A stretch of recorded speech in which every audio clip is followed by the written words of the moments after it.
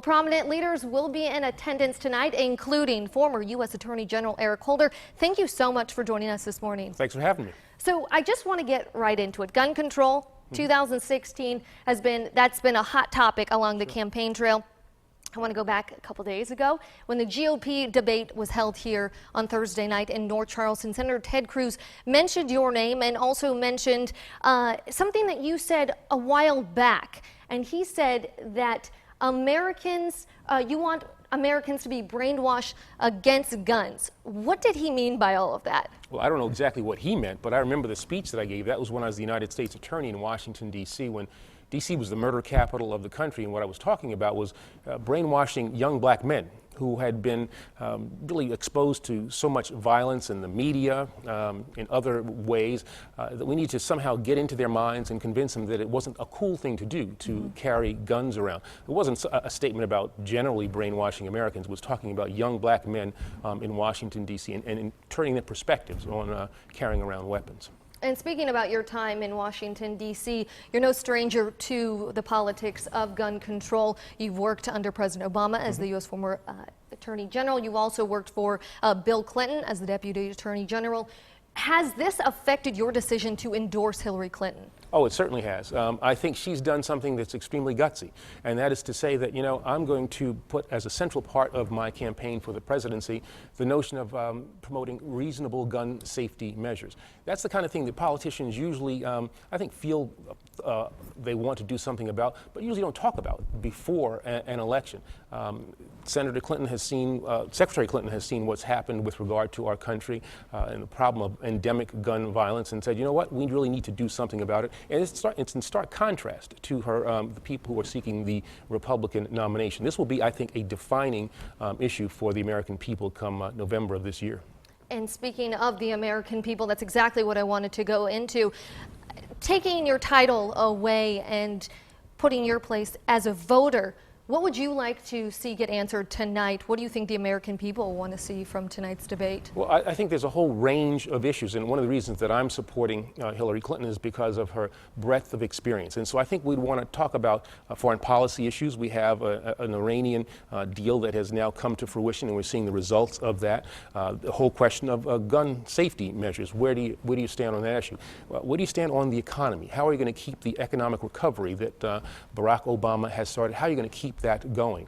Are you going to strengthen American families? Are you going to do the kinds of things that will strengthen the middle class? Will you support the continuation of Obamacare? Will you continue to support Social Security, Medicare, Medicaid, all these kinds of things? And there's a stark contrast between the Democratic nominees, potential nominees, and the Republican Party. And I think if you look at Hillary Clinton, she has a proven record with regard to working for families, strengthening the middle class. Many Americans believe that President Obama has done a lot of things in office, especially for Medicare and gun control. What would it do if a Republican ended up being president? Well, I think that's another one of the main reasons why I'm supporting Hillary. We've got to protect the Obama legacy. People have to remember where we were in 2009 and where we are now in 2016. President Obama has put us on a correct path. We've had record numbers of consecutive months of job growth. And the question is, what's your vision for America going forward? Hillary Clinton has the vision that President Obama has. She will build on that which President Obama has done and make America even greater. And I simply don't see that on the Republican side. Both Bernie Sanders and Hillary Clinton, they have captured headlines. No doubt they're neck and neck in this campaign. Where do you see Martin O'Malley fitting into this? Is he a contender? What does he need to do tonight to show that he's also in the race and he's in for the long haul?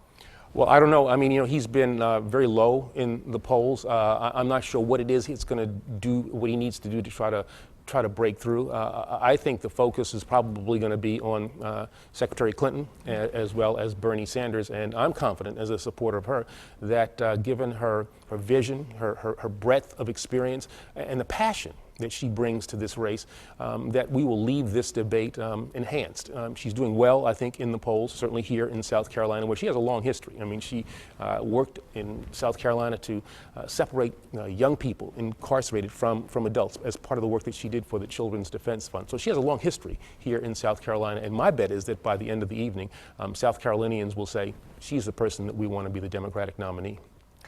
So the debate is this evening, but prior to that, you are here in the Low Country celebrating Martin Luther King Jr. We have our big parade tomorrow in downtown Charleston.